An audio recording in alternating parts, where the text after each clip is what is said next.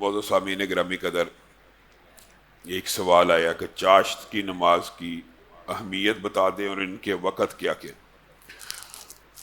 چاشت کی نماز، اشراق کی نماز، ضحیٰ کی نماز، اوابین کی نماز، یہ ساری کی ساری ایک ہی نماز کا نام ہے۔ البتہ ان کی ادائیگی رسول اللہ صلی اللہ علیہ وسلم سے فجر کے بعد، سورج طلوع ہونے سے 15 منٹ کے بعد، جب وہ ایک نیزے کے برابر اوپر ہو جائے، تب سے لے کے ظہر سے آج کل کے دور میں 15 منٹ پہلے تک کا جو وقت ہے، یہ سارے کا سارا اس نماز کا وقت ہے۔ اور سوال کا اگلا حصہ اس کی اہمیت بھی بتا دیں۔ یہ جو مختلف اوقات میں پڑھنی ہے، اس کی رسول اللہ صلی اللہ علیہ وسلم سے 10 سے زائد حدیثیں مروی ہیں۔ جو عام حدیث جس کا آپ کو اور مجھے پتہ ہے، سب کو پتہ ہے، وہ یہ ہے کہ نماز فجر پڑھ کے مسجد میں بیٹھ کر اللہ کے ذکر میں مشغول ہو کر طلوع آفتاب کا انتظار کرنا، اور پھر جب وہ سوا نیزے کے قریب ہو جائے، یعنی 10-15 منٹ مزید انتظار کر کے 2 رکعت جو صرف بندہ ادا کرتا ہے، اس کو پورے حج اور پورے عمرے کا ثواب مل جاتا ہے۔ تو یہ بہت بڑی اہمیت اور فضیلت ہے کہ پورے حج اور پورے عمرے کا ثواب مل جاتا ہے۔ پھر رسول اللہ صلی اللہ علیہ وسلم کے 2 صحابی ہیں، ایک حضرت ابو ہریرہ اور ایک حضرت ابو درداء۔ دونوں کو رسول اللہ صلی اللہ علیہ وسلم نے یہ وصیت کی تھی۔ ایک ہوتی ہے نصیحت کرنا، نفلی چیز کے اندر جو نصیحت ہوتی ہے اس کو انسان قبول کرے نہ کرے، لیکن جب وصیت ہو جائے تو اس کا ماننا، یعنی ان صحابہ کے اوپر فرض انہوں نے اپنے اوپر کر لیا تھا۔ اس میں یہ بھی تلقین تھی، جیسے ان کو یہ کہا کہ تم نے پوری زندگی میں کسی مہینے 3 سے کم روزے نہیں رکھنے۔ ان 2 صحابہ کو وصیت کی، اور رات کو وتر کی نماز چھوڑ کے نہیں سونا، تم نے پڑھنے۔ تو تیسری وصیت یہ تھی کہ تم نے اس نماز کو بھی ادا کرنا ہے، چاشت کی اور اشراق کی۔ تو گویا اس کی اہمیت تو بہت زیادہ اسلام میں، اور اس کے جو فضائل کی بعض احادیث، ان کی روایات میں ضعف موجود ہے، لیکن جو صحیح سند سے حج عمرے کی بات ثابت ہے، محلات 4 اس کی رکھتے جو ہیں 2 سے لے کے 8 تک، جس طرح تہجد کی رکھتے ہیں 2 سے لے کے 8 تک، اور اس کے اوقات بھی اسی طرح جیسے عشاء سے لے کے فجر تک تہجد کا وقت ہے، اسی طرح طلوع آفتاب سوا نیزے سے لے کر ظہر سے 10 منٹ پہلے، 15 منٹ پہلے تک، جب نماز ممنوع کا وقت شروع ہوتا ہے تب تک اس کا وقت ہے۔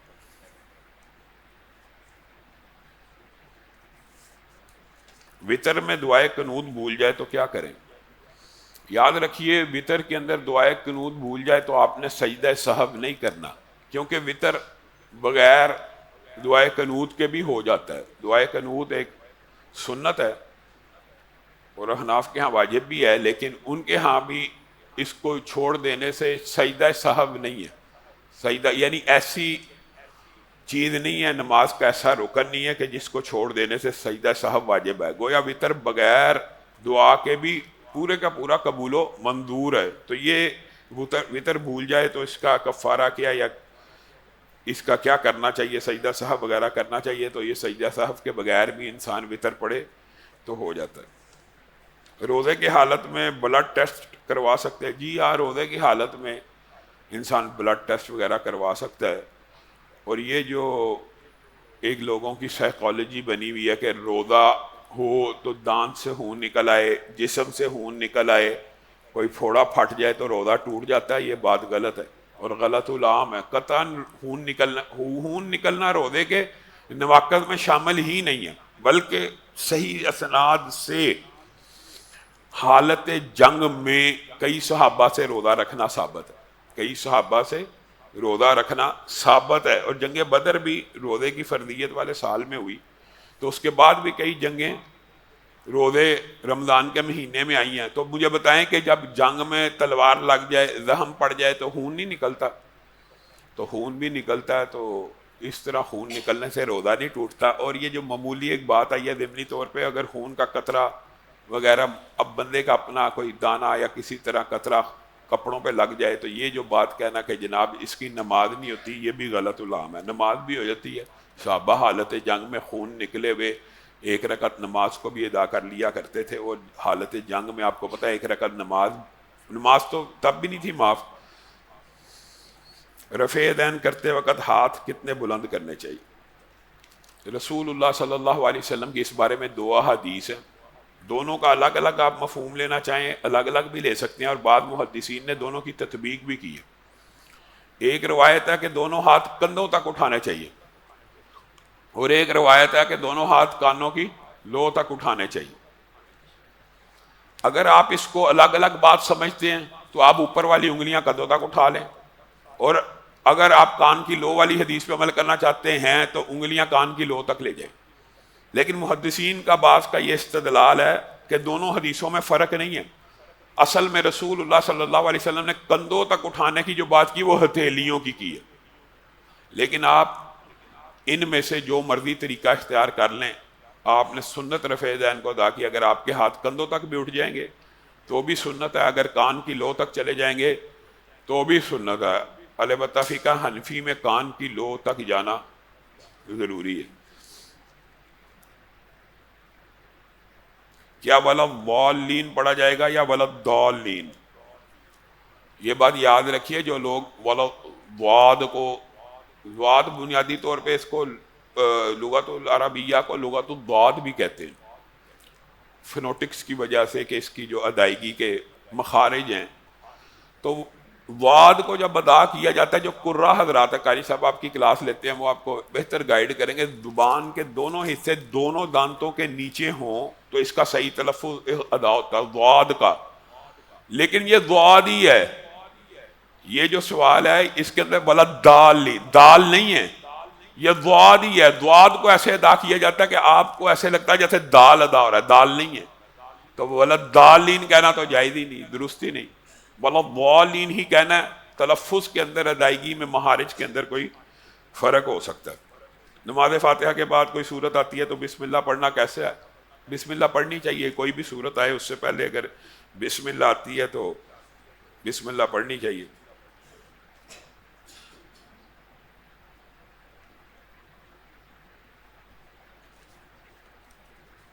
زکوٰۃ کی رقم سے جو زکوٰۃ کے مصارف ہیں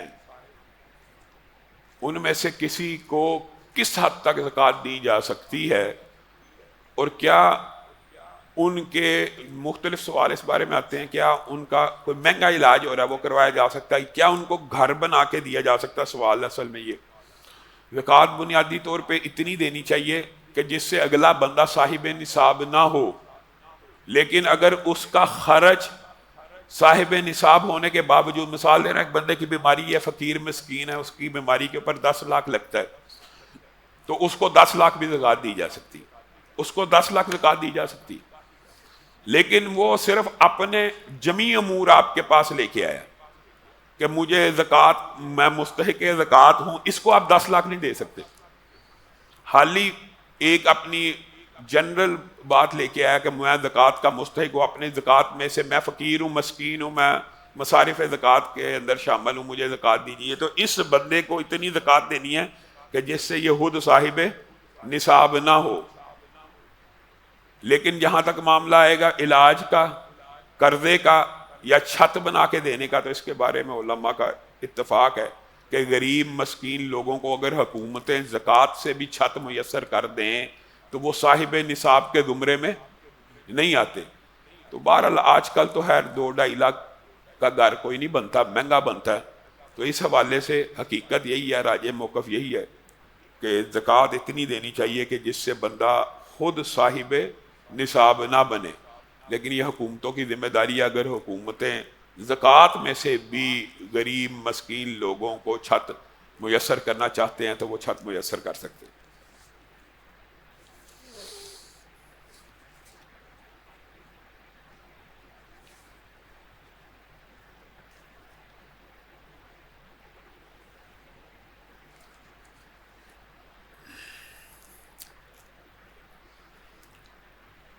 انسان روزے کی رات کو جنبی ہو گیا، کیا اسی وقت نہانا ہے یا سحری کر کے بھی نہایا جا سکتا ہے یا فجر پڑھنے کے وقت نہایا جا سکتا ہے؟ تو یہ بات تو جو سوال ہے اس کا جواب تو رسول اللہ صلی اللہ علیہ وسلم کی صحیح حدیث سے ثابت ہے۔ رسول اللہ صلی اللہ علیہ وسلم حالت جنابت میں، بنیادی طور پہ یہ بھی معاشرے میں ایک غلط العام ہے، لوگ یہ سمجھتے ہیں بندہ جنبی ہو جائے حالت جنابت میں ہو تو کوئی لقمہ لے گا حرام ہے، یہ بات درست نہیں ہے۔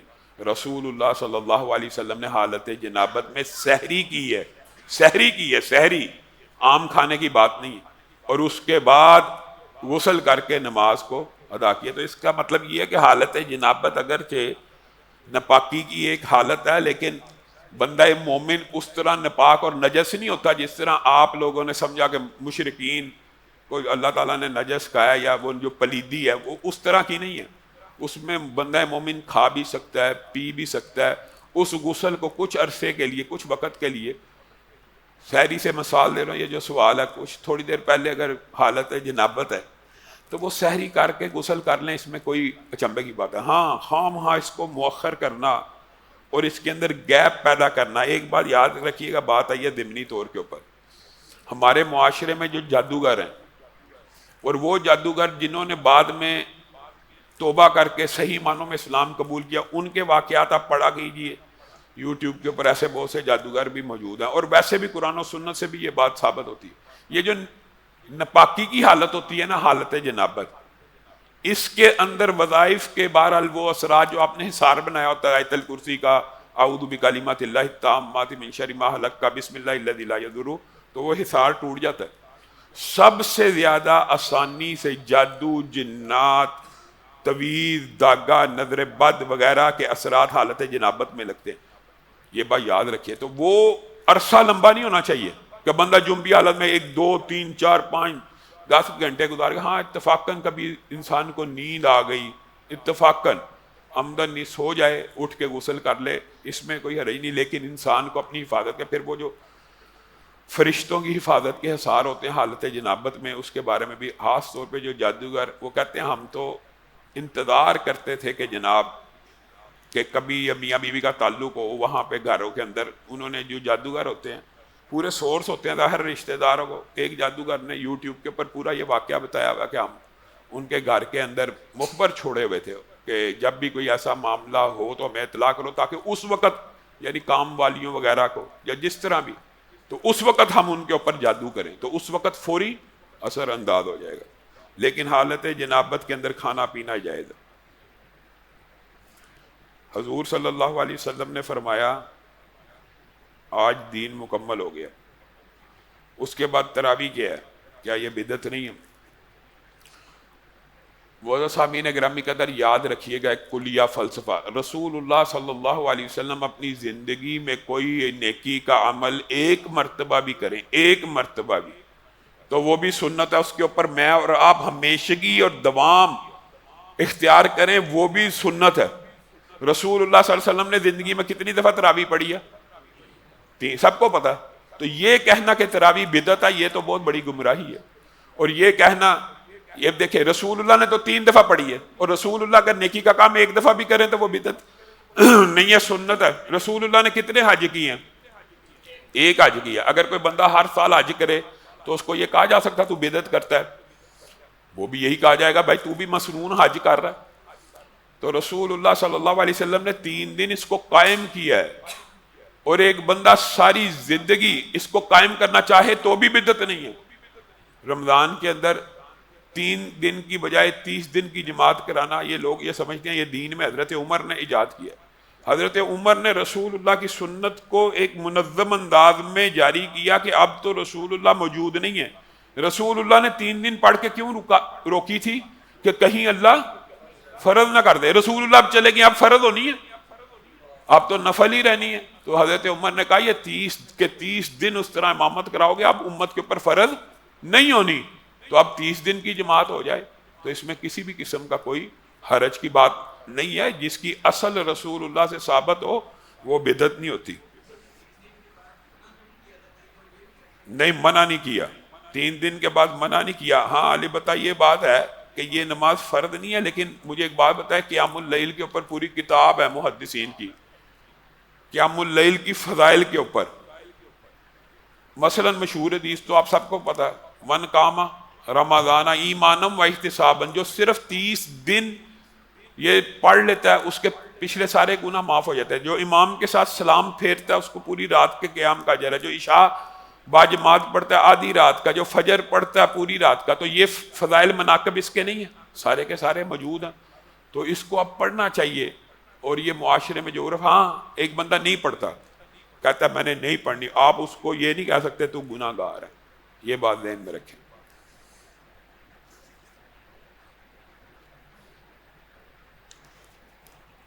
ایک عجیب سوال ہے، اہل حدیث ہر حدیث پہ عمل کرتے ہیں، اس حدیث پہ عمل کریں کہ حضرت موسیٰ کے کپڑے ایک پتھر لے کے بھاگ گیا تھا، یہ واقعہ بیان ہوا ہے، اور سوال یہ ہے کہ اس حدیث پہ آپ عمل کیوں نہیں کرتے؟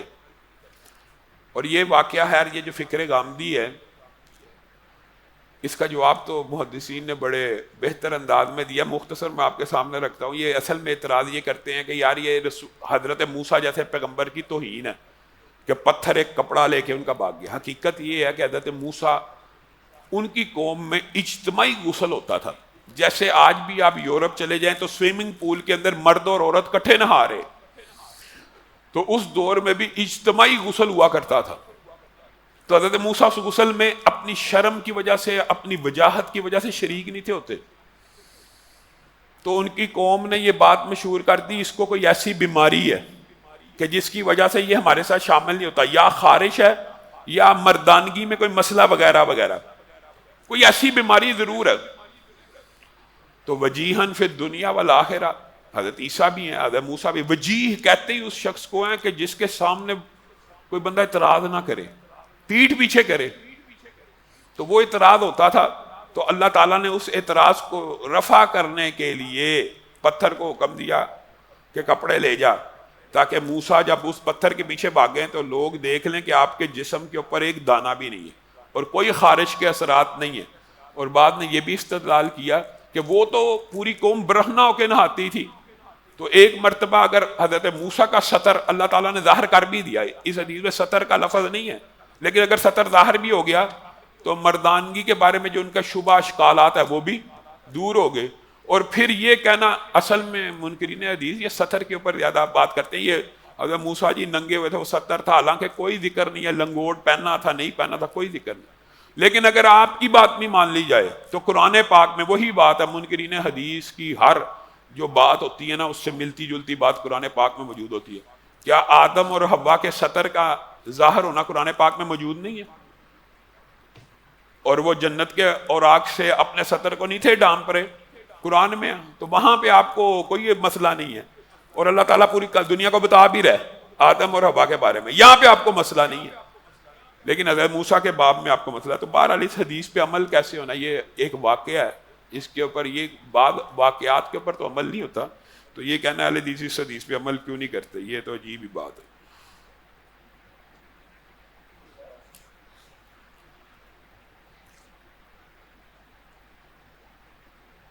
باقی سوالات کے جواب بعد میں دیں گے، یہ 2 سوالات ہیں، اس حوالے سے جواب دے کے اپنی بات کو ختم کریں گے، ڈاکٹر صاحب موجود ہے۔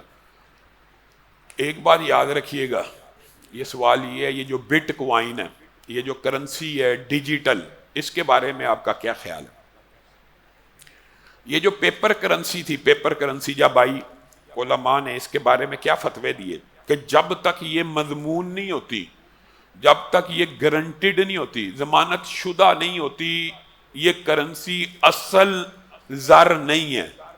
ایک کاغذ کا ٹکڑا ہے، اس کے اوپر 100 لکھ دیا، 50 لکھ دیا، یہ اصل زر ہے، یہ کاغذ آپ ردی والے کو بیچیں گے تو 50 کا کاغذ 50 کا بکے گا، یہ اصل زر نہیں ہوتا۔ جو سکہ ہوتا ہے وہ اصل زر ہوتا ہے۔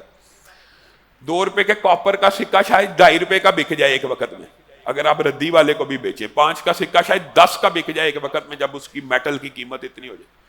تو یہ جو کرنسی پیپر تھی، یہ جب تک مضمون نہیں تھی، مضمون کا مطلب ہوتا ہے کہ گورنمنٹ یہ ضمانت دے کہ کسی بھی حالات میں یہ 5,000 کا نوٹ بندہ لے کے آئے گا اسٹیٹ بینک میں، تو اس کو 5,000 کے بدلے میں کوئی ایسی چیز دی جائے گی جس کی مارکیٹ ویلیو 5,000 ہوگی، مثلا لوہا، میں سونے چاندی کی، مثلا چاندی، سونا، کاپر۔